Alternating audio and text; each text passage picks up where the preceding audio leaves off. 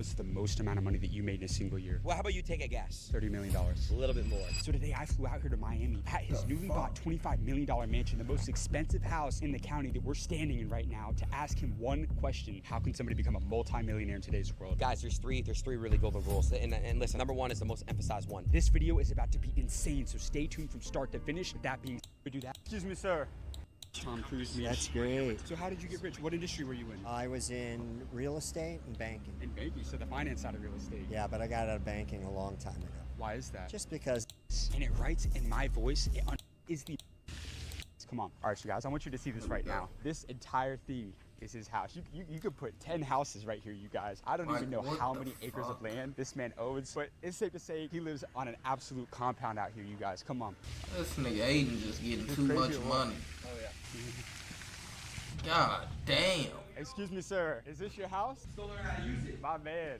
This is my house. Hey, this place is incredible, man. It's great to meet you, Pleasure bro. to meet you, man. I'm a big fan of what you got going on, everything in this channel, inspiring people, inspiring myself. So just wants to give you your flowers. You're amazing. You guys are absolutely amazing. I appreciate that, man. It means a lot. Thank you. Thank you for having us out, man. I mean, the place is incredible. Glad you like it. We're gonna drop some gems for the young guys today to figure out how they can get a $25 million house. Let's go. Let's go through it. Let's do it. You gotta make it happen? Gotta make it happen. Who am I here with today? My name is Adin Ross. Nice to meet you guys watching. For those who don't know, how did you make your millions? I'm in my millions, playing video games for a very long time, kind of building up the streaming space, kind of creating, people say what streaming is today. Did you have anybody that doubted you early on? Oh, my own family. My own family used to doubt me. I remember my parents were very big on me going to school, becoming a lawyer, an accountant, or something in mind, like with a suit and tie. But yeah, you know, everyone. My father actually believed me very early when my internet was getting declined when I was younger to get the best streaming internet. I just remember that he was always there to swipe his card and help me out when I needed it. So my dad always believed in it. He would get complaint from the neighbors and all this stuff, and he's still the same as he was 5-6 years ago when I came up. Have you ever been fucked over in business? All the time. I think it happens to most people until you finally know your self-worth and what you bring to the table. And I think that if you can remember who you are and have your self-worth to the highest it can possibly be, I think it prevents you from that. Because once you realize that you're the main character in your life, once you protect yourself, and once you learn kind of how everyone out in this industry has no heart, that's when you kind of can learn how to play that game as well. Industry is a dangerous game.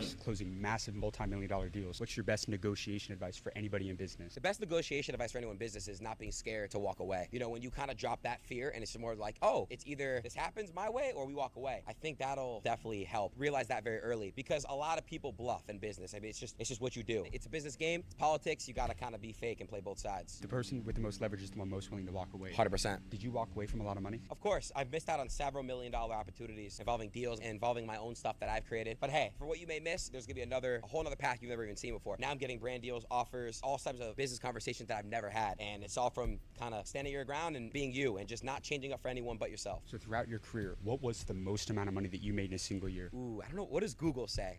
I think there was this point where everyone was throwing around these big numbers, streaming deals. But what I've known, which is worth more, is taking equity. So I've actually, my best year, I'll say well, how about you take a guess? $30 million. You're right around there. That's a good estimate. $30 million. That was pretty good, actually. Was it actually?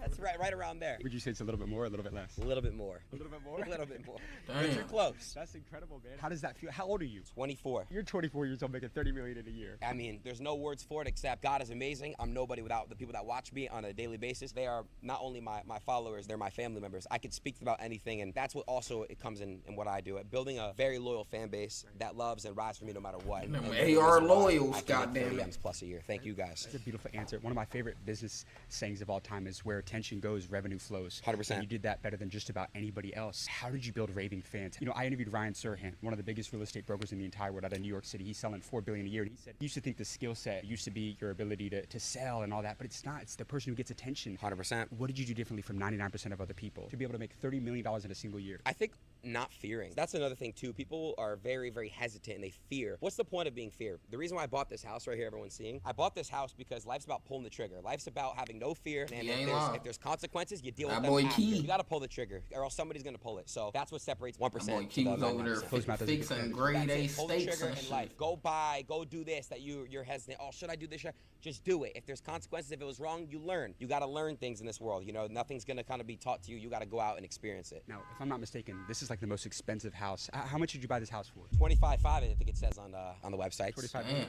Yeah, 25 million. This is the most expensive house in the city. Correct. You know, this is not the beginning. What I want to do, I want to buy way more around this area and kind of build a little empire in a way. I want to have my family. I want to have a bunch of cool stuff. I was telling them you could put 10 houses in your front yard. There you go. All my family can move in. All this stuff. So I want to expand more. I want to build more. So let me ask you this: they say it's easy to make a lot of money. It's hard to keep a lot of money. I agree. How are you making? Oh money yeah, you ain't lying. I've invested heavily into you know, IB, got a new toy, got to try it out. But I've invested in crypto, real estate, watches, Gotta cars try are the horrible toy investments out. account, obviously, unless it's Porsche. But yeah, I would say stocks, real estate, crypto. My story I had with crypto is you never want to hold too long in a market, right? Like, don't get greedy. That's one thing I did learn this year. Take your profits when you're up. Don't get greedy and go for like a 10x. If you were happy with a 1.5x or a 2x, take it. Don't get greedy. The market's always going to be up and down. It's a game. You always want cash ready when the market's ready to drop. So I think not making that mistake is something I want to be heavily about. Sorry, what was the question? How can somebody get rich with the money that they have? Chasing what fear is in the market. Look what's going on in the market, right? I'm very big into crypto. Like I said, pull your profits out when you need to, but something that's very, very safe. Again, I'm not a financial advisor, but Bitcoin, it's just holding itself. I just feel like putting your money into something that is going to go up and down and have a couple drops and up into the year, that's kind of what you want to do with your money, in my opinion. Play hard. You got to be competitive. But again, don't do what I do and take your profits. It's very important to take your profits. So I want to challenge you. What's the best advice you've gotten throughout your career? I've actually learned this very, very recently. The best piece of advice you can give to somebody is to not take advice. And what I mean is when you're growing up and you learn things as a child, and when you develop and you become who you are by growing up and experiencing whether it's trauma or good life experiences. I think when you tell someone don't do this, don't do that, majority of people that are the entrepreneur type, they wanna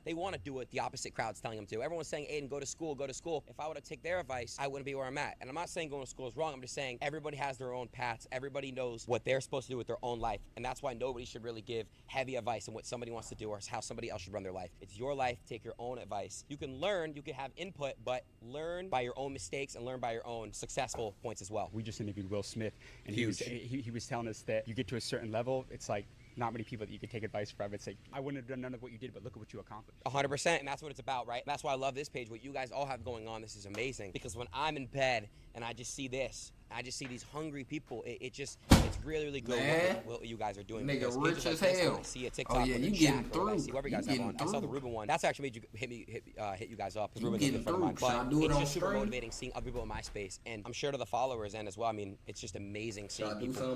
We're all humans. We all have fingers. We all have legs. We all have arms. We all have noses, mouths, etc. We're all the same. Everyone can kind of do anything in this world. You just have to put your mind to it. You'll be called crazy at first, but then you'll be called a genius when you accomplish it. If you lost everything tomorrow, I'm telling you, cybersecurity. Here's how I would do it in my space. It's a when it comes to music content creation, technology. short form, whether it's clipping, shorts, whatever it is, I would find a Say way that. to where I can start doing IRL streaming, build my way back up, and doing a bunch of stuff and having Getting them all knowledge, ready to go no into places like cap. that. Besides the actual streaming part of things, I would just make sure my mentality was never just worried about what I'm going to do. You kind of just have to wake up every day and just kind of want to do it without anxiety. You got to have your overconfidence in this world. And I think that would help me get to where I'm at a lot sooner as well. Because I feel like when you're coming up, you really do have to have the utmost confidence in myself. In the beginning, I had a very bad anxiety. So how did you ultimately find that self-belief to go make tens of millions of dollars? Self-belief just comes from literally just having no plan B. And I know it sounds crazy, and I just never had a plan B. It was always just I had to wake up. Whether I felt anxious or felt like shit, I had to wake up and do what I had to do. We always like to say that believing that you can is more profitable than believing that you can't. Exactly, 100%. You got to just believe. It might sound crazy, like I said, but then when you accomplish it, where you get to where you need to get, you'll be a genius. And that's just how the world works. So you mentioned a little bit earlier. It all sounds crazy until it works.